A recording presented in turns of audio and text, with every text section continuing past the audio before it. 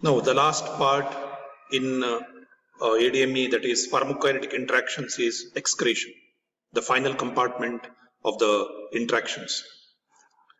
The body has to undergo the drug has to cross several barriers before reaching into the target or the particular part of the tissue or of the targeted site. So after reaching all absorption, distribution, metabolism, finally the drug has to be excreted from the body, or I should say eliminated from the body. So the combination of mechanisms by which a drug is irreversibly transferred, it is transferred irreversibly from the systemic circulation into the extracorporeal fluids through urine or bile.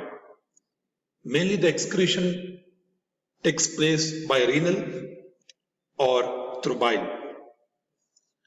Other excretions can also be seen, like salivary excretions or the sweat tears or the excretion by the breast milk in case of the lady is found to be lactating mother.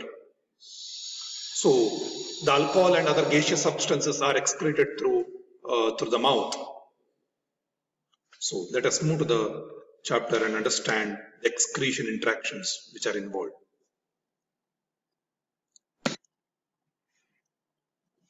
Interaction involving excretions are important, mostly in case of drugs which are actively secreted by tubular transport mechanisms. So we are trying to understand what is excretion interactions, the interactions which are involved during excretion. Drugs actively secreted by tubular transport mechanisms. The alteration in the urinary pH. The alteration in the urinary pH alters the process of reabsorption of the drug, leading to increased or decreased excretion. So whenever there is alteration of urinary pH, thereby it alters the process of reabsorption of the drug. The reabsorption of the drug is altered, leading to either increase or decrease excretion. So the urinary pH is very, very important for reabsorption of the drug. Example would be probenecid inhibits. We can see the probenecid inhibits tubular secretion of penicillins and cephalosporins. This probenecid, which inhibits the tubular secretion of penicillins and cephalosporins. Aspirin blocks the uricosuric action of probenecid and decreases tubular secretion of methotrexate. So the probenecid and the methotrexate should not be combined together, and aspirin should not be combined with other drugs. Because whenever you take aspirin, it blocks the uricosuric action of the probenecid.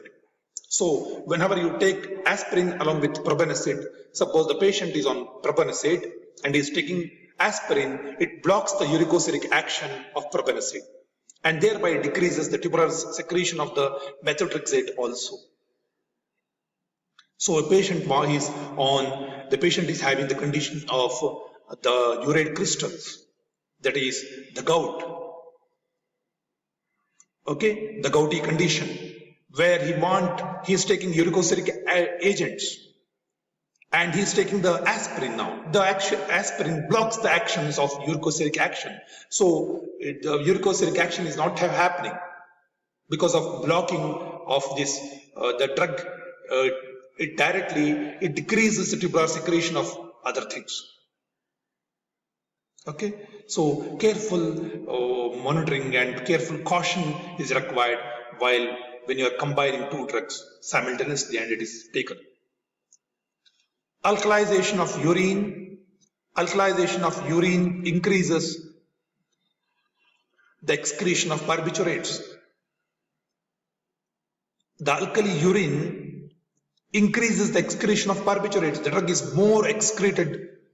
Excretion rate is very high. Okay, it may become problem to the kidneys. That completes the excretion interactions.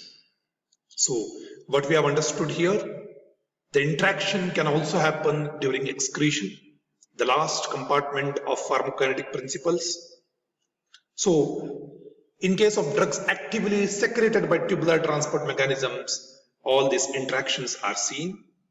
And what happens, reabsorption of the drug will either increase or decrease, depends upon the urinary pH, and depends upon the tubular secretion, depends upon the tubular secretion mechanisms and the transportation mechanisms which are involved in the renal aspect of the kidneys. So that concludes the excretion part.